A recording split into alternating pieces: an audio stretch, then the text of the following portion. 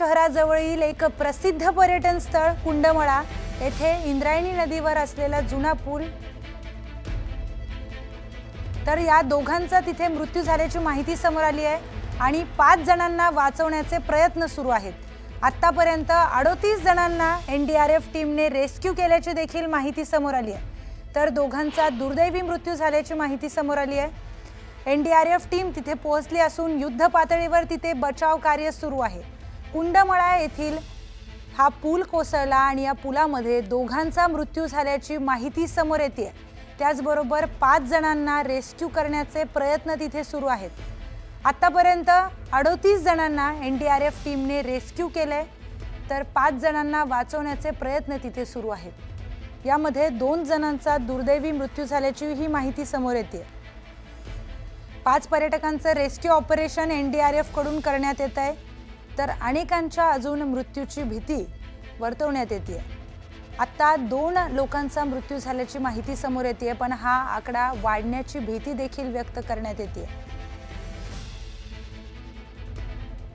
तर NDRF team कडून तिथे बचाव कार्य सुरू आहे आणि या बचाव कार्यामध्ये 5 जणांना तिथे रेस्क्यू ऑपरेशन करून बाहेर काढण्याचे प्रयत्न सुरू आहेत आणि आतापर्यंत 38 जणांना एनडीआरएफने रेस्क्यू केलेला आहे। तर आता सध्या 5 जणांना वाचवण्याचे प्रयत्न एनडीआरएफ टीम कडून करण्यात येत आहेत। या सगळ्यांमध्ये 2 जणांचा दुर्दैवी मृत्यू झाल्याची ही एक माहिती समोर आली आहे।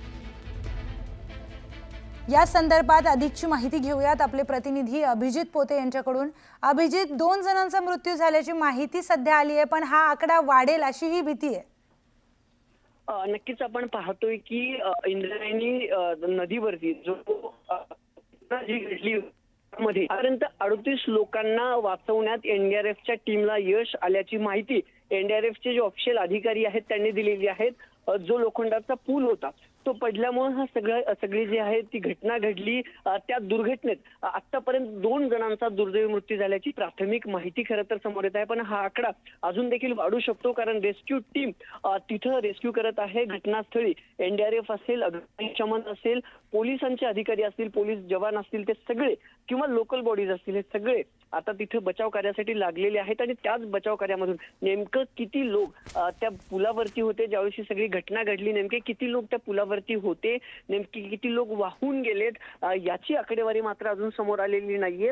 पण एनडीआरएफ कडून जो ऑफिशियली स्टेटमेंट काढण्यात आले त्यामध्ये एनडीआरएफच्या टीम कडून ज्या 2 टीम तैनात करण्यात आल्या होत्या घटनास्थळी, त्या टीम कडून जवळपास 38 लोकांना वाचवण्यात यश आलेलं आहे। रेस्क्यू 38 लोकांना केलेला आहे। अजून 5 ते 6 लोकांचा शोध सुरू असल्याची माहिती देखील एनडीआरएफने आपल्याला दिली आहे, पण त्यातल्या 2 जणांचा मृत्यू झालाय आणि अनेक जण जखमी आहेत। जखमींना जवळच्या रुग्णालयात दाखल करण्यात आलेले आहे।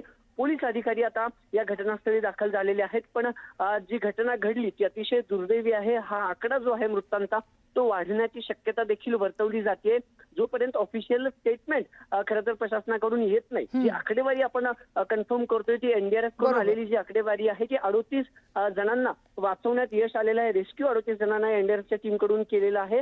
आता सगळ्या घटना स्थळी जे लोकल खरं तर स्थानिक आमदार आहेत ते देखील पोहोचले आहेत। त्यांच्याकडनं कुठली माहिती खरं तर येते, कारण ओव्हरलोडिंगमुळे हे सगळं झाल्याचं जे आहे ती प्राथमिक माहिती जे गावकरी आहेत त्यांनी दिलेली आहे। आज रविवार आहे, मोठी गर्दी या कुंडमळा परिसरात होती। 40 पेक्षा अधिक लोक या पुलावरती चढले। लोखंडाचा पूल अतिशय जुना आहे, जीर्ण झालेला पूल आहे, गंज त्या पुलाला अनेक ठिकाणी चढला होता अशी देखील माहिती खरं तर मिळत आहे। 1 वर्षापासून ते गावकरी आहेत, ते गावकरी या नव्या पुलासाठी पाठपुरावा करत होते, ती देखील माहिती मिळत आहे। आणि त्यामुळे ओव्हरलोडिंग झालं, 40 पेक्षा अधिक लोक खरं तर त्या पुलावर एकाच वेळी होते आणि त्यामुळे ओव्हरलोडिंगमुळे ही सगळी दुर्घटना जी आहे ती झाल्याची प्राथमिक माहिती येत आहे।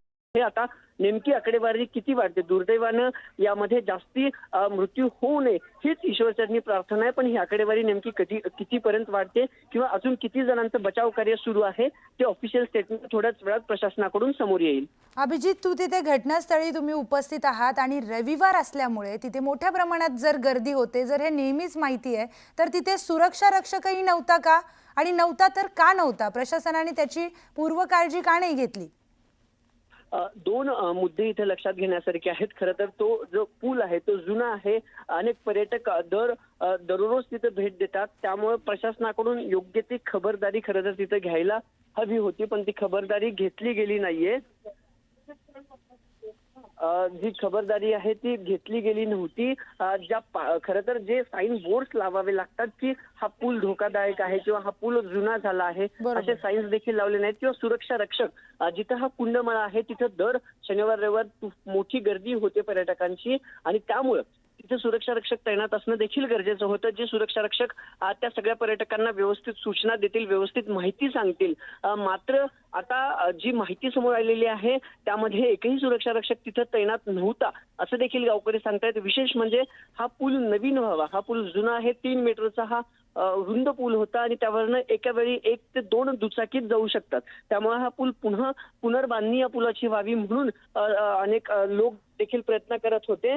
पण प्रशासनानं याकडे दुर्लक्ष केल्याचा आरोप देखील अनेक वेळा म्हणजे आपण न्यूज 18ने ही बातमी 1 वर्षापूर्वी देखील लावली होती की जो पूल आहे तो जुना झाला आहे आणि तो पूल बदलून जे गावकरी आहेत, जे स्थानिक गावकरी आहेत त्यांनी मागणी केली होती, पण प्रशासनानं पूर्णतः दुर्लक्ष केल्याची बाब समोर आली आहे आणि प्रशासनानं केलेलं दुर्लक्ष आता या अनेकांच्या जीवावर बेतलेलं पाहायला मिळते. कारण जखमी देखील अनेक जण आहेत. 2 जणांचा मृत्यू कन्फर्म झालेला आहे आणि दुर्दैवाने ही आकडा खरं तर वाढेल अशी देखील भीती वर्तवण्यात येते.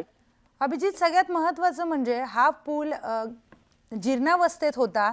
1 वर्षाआधी न्यूज 18 लोकमतने ही बातमीही दाखवली होती आणि कुठलाही पूल सहजासहजी असा एका दिवसात पडत नसल्यामुळे सगळ्यांना किंवा प्रशासनाला हा पूल डागडुजी का नाही केला त्यांनी, किंवा इतक्या मोठ्या प्रमाणात जर लोक तिथे वारंवार येतात तर या पुलाची डागडुजी होणं गरजेचं होतं. त्यामुळे निधी देऊन सुद्धा डागडुजी का नाही झाली हा सुद्धा प्रश्न इथे उपस्थित होतोय. नक्कीच आपण पाहतोय की जो लोखंडाचा पूल या नदीवरती बनवला होता तो 40 ते 45 वर्ष जुना जो पूल होता, तो पूल बनवला गेला होता. तो एका गावातून दुसऱ्या गावात जाण्यासाठी नदीवरचा हा पूल होता आणि जी गावकरी जे सांगतायत, कारण आपल्या पिंपरी चिंचवडचे जे प्रतिनिधी आहेत त्यांनी देखील ही सगळी बाब समोर आणली होती. गेल्या 1 वर्षापासून अनेक वेळा माध्यमांनी हा मुद्दा उचलून धरला होता की जो पूल आहे तो जीर्ण झाला आहे, लोखंडी असल्यामुळे जुना आहे, रुंद पूल आहे, त्यामुळं रहदारी जी आहे ती हळूहळू वाढत आहे. त्यामुळं या पुलाची पुनर्बांधणी व्हावी, नवा पूल बांधावा, पण प्रशासनानं याची दखल घेतली नाही त्यावेळी आणि म्हणून जो आहे तो पूल जीर्ण झाला आणि त्यामुळे ही घटना खरंच घडली आणि ही घटना योग्य वेळी योग्य निर्णय घेतले असते, योग्य वेळी योग्य अंमलबजावणी केली असती तर ही घटना खरंच टाळता आली असती का असा प्रश्न आता निर्माण होतोय. निश्चितच अभिजित, 2 लोकांचा यामध्ये जीव गेलाय. आकडा वाढण्याची देखील शक्यता आहे. विनाकारण लोकांना आपला जीव गमवावा लागला. म्हणजे प्रशासनावर विश्वास ठेवून ते नक्कीच रविवारची आपली सुट्टी तिथे घालवण्यासाठी गेले असतील. पूल पडल्याशिवाय तिथे प्रशासनाला जाग नाही आली. 1 वर्षाआधी सुद्धा बातमी दाखवल्यानंतर त्याची डागडुजी झाली नाही आणि आता जेव्हा निष्पाप लोकांचा जीव गेलाय, अनेक लोक वाहून गेलेत, अधिकृत आकडा जरी आलेला नसला तरी विनाकारण लोकांना हे का सहन करावं? तोच निर्माण होतोय की दरवेळेस ज्या घटना घडतात त्या मागच्या 2-3 जरी घटना बघितल्या तर अनेक वेळा प्रशासनाची चूक जी आहे ती समोर आलेली आहे. कारण यामध्ये आता जी माहिती खरं तर ही सगळी माहिती जी आहे ती स्थानिक लोकांकडून आपल्याला मिळालेली आहे. कारण स्थानिक लोकांनी अनेक वेळा विनंत्या अर्ज प्रशासनाकडे केल्या होत्या की जो पूल आमच्या गावांना जोडतो किंवा जो पूल इथं आहे तो खूप जुना आहे, तो लोखंडाचा पूल आहे, जागा कमी आहे त्यावरती आणि म्हणून या पुलाची पुनर्बांधणी व्हावी. आता ती पुनर्बांधणी जर वेळ झाली असती तर ही घटना खरंच टाळता आली असती का?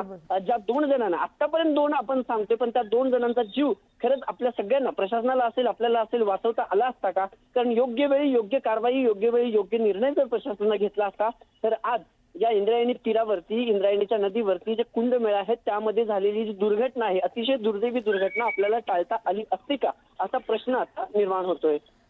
निश्चितच अभिजित, 2 निष्पाप लोकांचा तिथे जीव गेलेला आहे. अजूनही अधिकृत आकडा आलेला नाहीये. त्यामुळे किती लोकांना विनाकारण प्रशासनाच्या निष्काळजीपणामुळे त्यांना जीव गमवावा लागलाय. वारंवार तिथल्या स्थानिक लोकांनी तक्रार देखील केलेल्या होत्या की हा पूल जुना झालाय, हा 2 गावांना जोडणारा पूल आहे आणि हा जीर्णावस्थेत आहे. त्यामुळे या पुलाची डागडुजी होणं गरजेचे आहे.